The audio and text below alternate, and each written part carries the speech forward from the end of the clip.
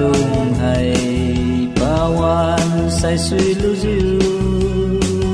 lung chôn ca li diu KASANBO maning lan diu bon KASANBO ai de diu ga we lo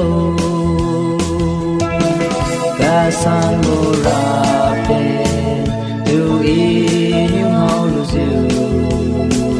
maning sao lu la ge lung sa bo pui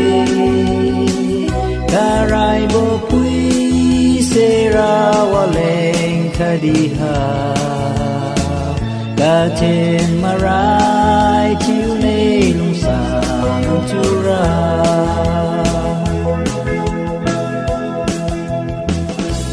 điều lung sa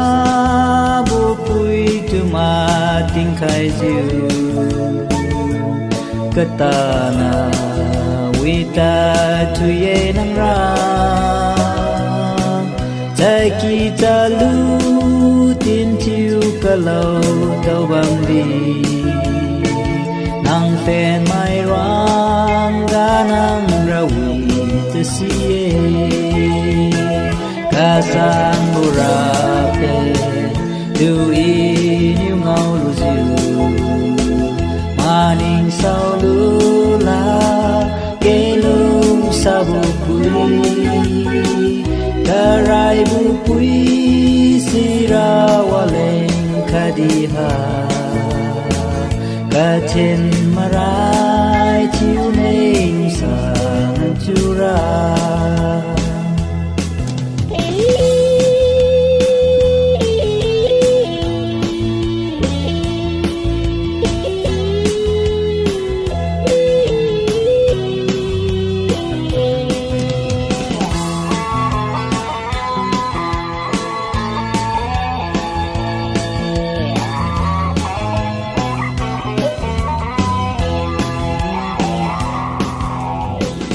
diu bon KASAN aning mai tu đâu lu diu a cho nui bao se ding ngam la ge diu niu bao di lung chôn cha riu boina lung sa RAPEN ka wi niu pi kim khai KASANBO RAPEN tu in yung ngao lu diu maning sao lu la ge lung sa bu pui karai bu pui se ra wa leng khadiha ka chen marai chiu nei lung sa nang chu ra